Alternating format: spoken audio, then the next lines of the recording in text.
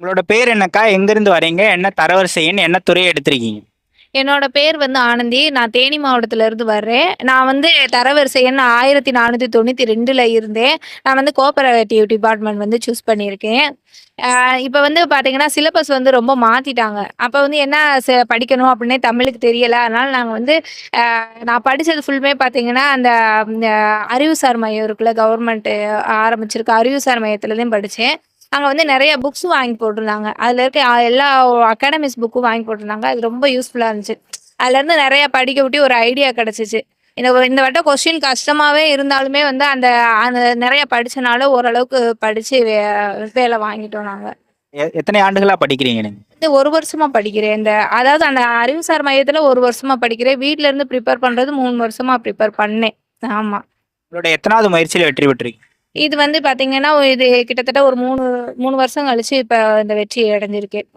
3 வருஷமுமே பார்டர்ல வந்தேன். இப்ப இந்த வருஷம் தான் நான் வந்து வெற்றி அடைஞ்சிருக்கேன். எவ்வளவு கேள்விகள் போட்டீங்க?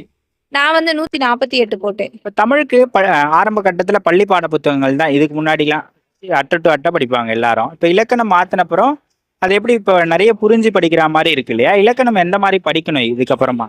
இது இலக்கணம் வந்து பார்த்தீங்கன்னா வந்து வெளியில இருந்து நெறைய கேட்குறாங்க. அதனால வந்து அவுட் சோர்ஸ் வந்து நெறைய நம்ம படிக்க வேண்டிய சூழ்நிலையில இருக்குதுங்க சார். ஆமா. புக்ஸா சொல்றீங்களா இல்ல அகாடமிஸ்ல? அகாடமி புக்ஸ் வந்து நெறைய இப்ப டேஃப், சுரேஷ், அப்புறம் வந்து இந்த புத்தா, அப்புறம் சந்தோஷ்மணி அகாடமி இந்த மாரி எல்லா அகாடமி புக்ஸுமே நாங்க வாங்கி படிச்சோம். அது நல்லாவே ஹெல்ப்ஃபுல்லா இருந்துச்சு எங்களுக்கு. மேக்ஸ் எந்த மாதிரி படிச்சீங்க? மேக்ஸுக்கு எவ்வளவு நேரம் டெய்லியும் ஒதுக்குவீங்க படிக்கிறதுக்கு? அதை பத்தி சொல்லுங்க. எனக்கு வந்து பொதுவாவே பார்த்தீங்கன்னா, மேத்ஸ் அந்த அளவுக்கு வராது. அதனால ஒரு நாளைக்கு வந்து பார்த்தீங்கன்னா, ஒரு சாலிடா ஒரு 1 மணி நேரம்னாச்சும் அந்த மேத்ஸ போட்டு பார்த்தா தான், இப்ப இருக்க கொஸ்டின்ஸ்க்கு ஒரு 20க்கு மேலயாவது எடுக்க முடியும் நம்மளால. ஏன்னா மேத்ஸ்ன்றது தான் வந்து நம்மளோட டிசைனிங் ஃபேக்டராவே இருக்கு. அதனால மேத்ஸ்க்கு கொஞ்சம் இம்பார்ட்டன்ஸ் குடுக்கணும். ஜிஎஸ்ல 6 யூனிட் இருக்கு. நீங்க எதுக்கு முக்கியத்துவம் கொடுத்து படிச்சீங்க அக்கா? அது வந்து ஃபர்ஸ்ட்டு ஜிஎஸ்ன்னு எடுத்துக்கிட்டாலே வந்து பாலிட்டிக்கு வந்து அதிக முக்கியத்துவம் குடுக்கணும். அப்புறம் பாலிட்டிக்கு அடுத்து வந்து பார்த்தீங்கன்னா, ஐஏஎம் அதுக்கு, அப்புறம் எக்கனாமிக்ஸு, அப்புறம் வந்து ஹிஸ்ட்ரி. இந்த வரிசையில வந்து நம்ம முக்கியத்துவம் குடுத்து படிச்சோம்னா, அதாவது வந்து எல்லாமே படிக்கணும். புக்க தாண்டி அவுட் சோர்ஸும் கொஞ்சம் படிச்சாதே நம்ம வந்து ஜென்ரலா கேட்குற கொஸ்டின்ஸ்க்குலாம் நம்மளால ஆன்சர் பண்ண முடியும். உங்களுக்கு குடும்பத்துல எல்லாரும் சப்போர்ட் பண்ணாங்களா? கணவர் படிக்கிறதுக்கு எல்லாரும் சப்போர்ட் பண்ணாங்களா? எனக்கு வந்து என் கணவர் வந்து நல்லா சப்போர்ட் பண்ணாங்க. அவர் சப்போர்ட் பண்ண போய் தான் படிச்சேன் நானு. எக்ஸாம் ஹால்ல என்னென்ன மிஸ்டேக்ஸ்லாம் பண்ணக்கூடாதுன்னு சொல்லுங்க மேடம். எக்ஸாம் ஹால்ல வந்து அந்த பென்னு வந்து கொஞ்சம் நல்லா வச்சுக்கிறணும். ஃபர்ஸ்ட்டு வந்து ஃப்ரீ மைண்டடா போய் எக்ஸாம் ஹால்குள்ள வந்து உட்காரணும். அப்படி இது கொஞ்சம் அந்த டென்ஷன் இல்லாம நம்ம வந்து உட்காரணும். அப்புறம் வந்து அந்த பென்னு கொஞ்சம் நல்ல பென்னா வச்சுக்கிறோம்னா, வாட்ச் வந்து எசென்சியலா வாட்ச் வந்து கொண்டு போய்க்கிறணும். ஏன்னா, இப்ப இருக்கிற கொஸ்டின்ஸ் வந்து ரொம்ப டைம் எடுக்குதா, அதனால வந்து வாட்ச் அந்த டைம் கன்சுமேஷன் வந்து நமக்கு ரொம்ப தேவை. அதனால கண்டிப்பா வாட்ச் கொண்டு போய் அந்த இப்ப வந்து ஒரு தமிழுக்குன்னா இவ்வளோ மணி நேரம் தான், மேத்ஸ்க்குன்னா இவ்வளோ மணி நேரம்னு ஒதுக்கி நம்ம வந்து கேள்விக்கு ஆன்சர் பண்ணோம்னா, நம்ம கிராக் பண்ணிரலாம். உங்களுடைய ரிவிஷன் மெத்தட் எப்படி இருக்கும்? வந்து பார்த்தீங்கன்னு வச்சுக்கோங்களேன், ரிவிஷன்னா டெய்லி வந்து எல்லா சப்ஜெக்ட்டுமே வந்து ரிவிஷன் பண்ணிருவேன். இந்த சப்ஜெக்ட் மட்டும் தான் இன்னைக்கு அப்படின்னு கிடையாது. இப்ப தமிழ்னா அதுக்கு ஒரு நான் 3 மணி நேரம் அதுக்கு ஒதுக்கிருவேன். மேத்ஸ்க்கு 1 மணி நேரம் ஒதுக்கிருவேன். ஒரு 3 மணி நேரம் வந்து சோசியல் சயின்ஸ்க்கு அந்த மாதிரி ஒதுக்கி தான் படிப்பேன். பர்ட்டிகுலரா ஒரு இதுக்கு மட்டுமே நான் ஒதுக்க மாட்டேன். ஒரு சப்ஜெக்ட் மட்டுமே ஒதுக்காம ஒரு நாள்னா ஆல் சப்ஜெக்ட்டுமே வந்து படிச்சிருவேன். வீட்ல வேலைகள்லாம் இருக்கும் இல்லையா? அத பண்ணிட்டு படிக்கிறதுக்கும் நேரம் ஒதுக்கிட்டு எப்படி டைம மேனேஜ் பண்ணி படிச்சீங்கக்கா? நான் வந்து பார்த்தீங்கன்னா, அந்த அறிவுசார் மையத்தில போய் படிக்கும்போது புக்ஸ் எல்லாம் படிப்பேன். வீட்ல வந்து வேலை செய்யும்போது பார்த்தீங்கன்னா, YouTubeல வந்து இந்த குருநாத் ஐஏஎஸ் அகாடமி அந்த சாரோடைய அந்த இது இருக்கும். ஆ அந்த கோட் ரிவிஷன், வார் ரிவிஷன், ஃபயர் ரிவிஷன்லாம் இருந்துச்சு. அத வந்து ஹெட்செட் போட்டு கேட்டுக்கிட்டே வந்து நான் வீட்டு வேலையெல்லாம் செஞ்சுட்டு அப்படிதான் நான் படிச்சேன். இப்ப இந்த தொடர்ச்சியா படிச்சுக்கிட்டே இருக்கும்போது நிறைய சாக்ரிஃபைஸ் பண்ண வேண்டியதாக இருக்கும் இல்லையா? வீட்ல இருக்கவங்களோட டைம் ஸ்பெண்ட் பண்ண முடியாது. கணவரோட டைம் ஸ்பெண்ட் பண்ண முடியாது. இப்ப அதனால உங்களுக்குள்ள ஏதாவது பிரச்சனைகள், சண்டைகள் அந்த மாதிரி வந்திருக்குங்களா? இல்ல அந்த மாரியெல்லாம் எந்த ஒரு இதுவுமே இல்ல. அவங்க வந்து ஃபுல் சப்போர்ட் எங்க வீட்டுக்காரரும் சரி, என் பையனும் சரி ஃபுல் சப்போர்ட் பண்ணனால எனக்கு அந்த பிரச்சனையும் இல்ல. ஆனா காலையில எந்திரிச்சு என்னோட வேலைய கரெக்ட்டா முடிச்சு வச்சுருவேன். அதே மாரி சாயந்தரமும் முடிச்சு வச்சுட்டு, அப்புறம் எனக்கான டைம் எடுத்துக்கிட்டு நான் படிக்க ஆரம்பிச்சுட்டேன். செல்ஃப் டவுன் ஆனா உங்கள எப்படி மோட்டிவேட் பண்ணிப்பீங்க மேம்?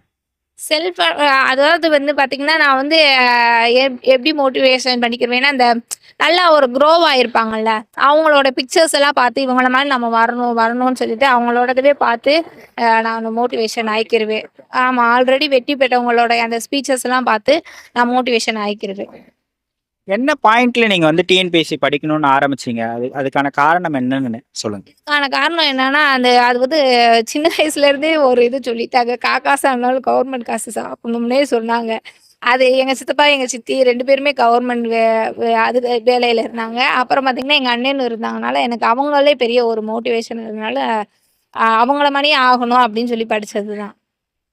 இப்ப நெறைய திருமணமான பெண்கள் அவங்க படிக்கிறாங்க. அவங்களுக்கு நீங்க என்ன ஆலோசனை சொல்லுவீங்க? எப்படி இந்த மாரி நேரத்த ஒதுக்கிங்க படிக்கிறதுக்கு, இந்த மாரி நேர மேலாண்மை பண்ணுங்கன்னா, என்ன ஆலோசனை சொல்லுவீங்க அவங்களுக்கு?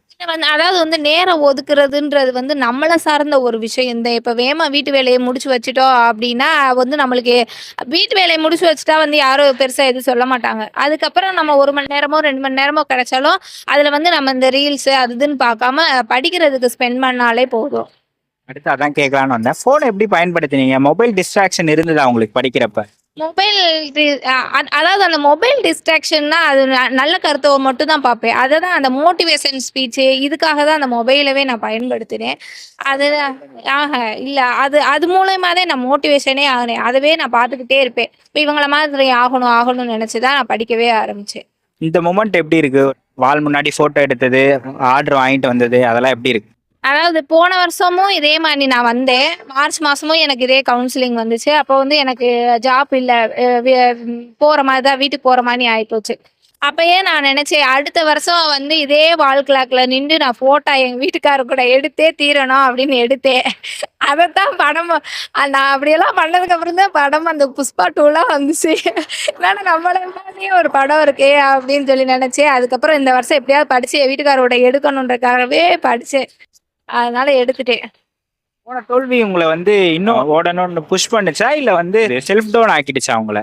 இல்ல போன தோல்வி இங்க வீட்லயே இருந்திருந்தேன்னா, எனக்கு வந்து சரி நம்மளுக்கு கிடைக்காதுல்ல வீட்ல இருந்திருப்போம் அப்படின்னா வந்து அந்த அளவுக்கு புஷ்அப் ஆயிருக்கவே மாட்டேன். இங்க வந்தேன். அப்புறம் எல்லாரும் அந்த வேலை அப்ப எவ்வளோ பேர் வேலை வாங்குறாங்க, எவ்வளோ பேர் சிரிக்கிறாங்க, சந்தோஷமா இருக்கிறாங்க. அப்ப நம்மளும் அடுத்த வருஷம் இதே இடத்துல வந்து நம்ம வேலை வாங்கியே தீரணும் அப்படின்றதுக்காக நான் ஓட ஆரம்பிச்சுட்டேன். அம் நான் இப்ப புதுசா ஆரம்பிக்கிறேன்னு வைங்களேன். எப்படி படிக்கணும்? எந்தத்துலேருந்து ஸ்டார்ட் பண்ணணும்? எப்படி படிக்கணுன்றதுக்கு நீங்க என்ன சஜஷன் சொல்லுவீங்க? ஃபர்ஸ்ட்டு வந்து ஸ்கூல் புக்ல இருக்க இலக்கணங்கள்லாம் இப்ப வந்து சிலபஸ் மாறுனனால இலக்கணத்துக்கு வந்து மெயினா முக்கியத்துவம் குடுக்கணும். ஸ்கூல் புக்ல இருக்க இலக்கணங்கள வந்து நம்ம நெறைய படிக்க ஆரம்பிச்சிடலாம். அப்புறம் படிச்சு முடிச்சதுக்கப்புறம் பார்த்தீங்கன்னா, அதுக்கப்புறம் அகாடமிஸ்ல இருக்க இலக்கணங்கள், அந்த சொற்பொருள் இது எல்லாத்தையுமே நம்ம படிக்க ஆரம்பிக்கணும். அதே மாதிரி வீட்ல இருந்து படிக்கிறத விட ஏதாவது இந்த அறிவுசார் மையம் இந்த மாரி கவர்மெண்ட் குடுக்குற லைப்ரரி, அறிவுசார் மையம் இந்த இதெல்லாம் வந்து கொஞ்சம் யூஸ் பண்ணோம்னா, நம்மளால படிக்க முடியும். ஏன்னா வந்து டிஸ்ட்ராக்ஷன் வீட்ல இருந்தோம்னா கொஞ்சம் டிஸ்ட்ராக்ஷன் ஏற்படும்.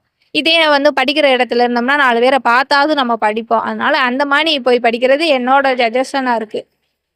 இப்ப அங்க குரூப் டிஸ்கஷன்லாம் பண்ணுவீங்களா நீங்க? இல்ல தனித்தனியா படிக்கிறது? இல்ல தனித்தனியா தான் படிச்சோம். குரூப் டிஸ்கஷன்லாம் இல்ல. எப்பயாவது ஒரு சமயம் குரூப் டிஸ்கஷன்னா கொஞ்சம் வெளியில போய் படிச்சுக்குருவோம்.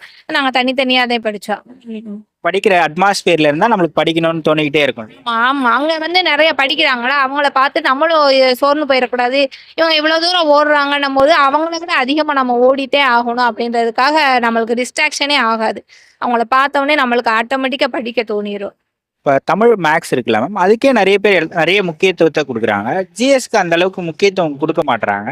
இப்ப இனி வரும் காலங்கள்ல தமிழ் ரொம்ப கஷ்டமாயிட்டே போகுதுல்ல. இப்ப நம்ம 3த்துக்குமே ஈக்குவலா இம்பார்ட்டன்ஸ் குடுக்கணுமா? இல்ல அப்படி சொல்ல முடியாது. ஏன்னா, தமிழும், மேத்ஸ்லயும் அதிகமா மார்க் எடுத்தா தான் நம்மளுக்கு வந்து வேலை வாய்ப்புக்கே வந்து நம்ம வருவோம். அதே அளவுக்கு வந்து ஜிஎஸும் குடுக்கலாம். ஆனா, தமிழும், மேத்ஸ் வந்து ரொம்ப ரொம்ப இம்பார்ட்டன்ட்டா இருக்கு இந்த இதுல. ஏன்னா, அதுல வந்து 125 மார்க் அப்படின்னும்போது, அத விட்டுட்டு நம்ம வெறும் ஜிஎஸ் 75 மார்க்குக்கு இம்பார்ட்டன்ஸ் குடுக்குறோம்னா, அதுல பிரயோஜனமே இல்லாம போயிரும். அதனால 3க்குமே ஈக்குவலா இம்பார்ட்டன்ஸ் குடுக்கணும். தமிழுக்கு இன்னும் அதிகப்படியா இம்பார்ட்டன்ஸ் குடுக்கணும். உங்களோட ஒன் டே ஸ்டடி பிளான் எப்படி இருக்கும்? 3மே படிப்பீங்களா ஒரு நாளைக்கு? இல்ல இது எப்படி இருக்கும் உங்களுடைய ஒன் டே ஸ்டடி? என்னோட அதான் சொன்னேன்ல, நான் 3மே படிப்பேன். தமிழ் காலையிலேருந்து மதியானம் வரை தமிழ் படிச்சேன்னா, அதுக்கப்புறம் சாப்பிட்டு முடிச்சோனே அந்த தூக்கம் வர்ற டயத்துல வந்து மேத்ஸ் பார்ப்பேன். அதுக்கப்புறம் ஒரு 3 மணி வாக்குல 3 மணிக்கு மேல வந்து இந்த மாரி ஜிஎஸ் படிப்பேன். அப்புறம் வீட்ல வந்து ஜிஎஸ் தான் படிப்பேன். ஆனா தமிழுக்கு கொஞ்சம் அதிகமான இம்பார்ட்டன்ஸ் குடுத்தேன் நானு. இந்த பயணத்துல நீங்க யாருக்கு நன்றி சொல்லணும்னு நினைக்கிறீங்க? நான் வந்து இந்த பயணத்துல நன்றி சொல்லணும்னா, ஃபர்ஸ்ட் வந்து கவர்மெண்ட்டுக்கு நன்றி சொல்லணும்னு நினைக்கிறேன். ஏன்னா, அவங்க அந்த அறிவுசார் மையம்ன்ற அந்த ஒண்ணு ஆரம்பிக்க போய் தான் நான் படிச்சேன். இல்லன்னா நான் எந்த அகாடமிஸ்லலாம் போய் படிக்கல. புக்ஸ் மட்டும் தான் படிச்சேன். அதே மாரி அந்த அகாடமி புக்ஸையும் அவங்க தான் வாங்கி போட்டிருந்தாங்க அங்க. நம்ம போய் அகாடமிலலாம் வந்து பர்ச்சேஸ் பண்ற அளவுக்குலாம் நம்மட்ட வந்து வசதி வாய்ப்பு இல்ல. அதனால வந்து கவர்மெண்ட்டுக்கு வந்து நன்றி சொல்லணும். அதுக்கப்புறம் எங்க வீட்டுக்காரும் வந்து இப்ப என்னைய படிக்க வச்சாங்க. அதுக்கு ரொம்ப சப்போர்ட் பண்ணாங்க. அதனால அவருக்கு ஒரு நன்றி சொல்லணும். அப்புறம் வீட்ல இருக்க எல்லாருமே மோட்டிவேஷன் பண்ணாங்க. அதனால அவங்களுக்கு ஒரு நன்றி.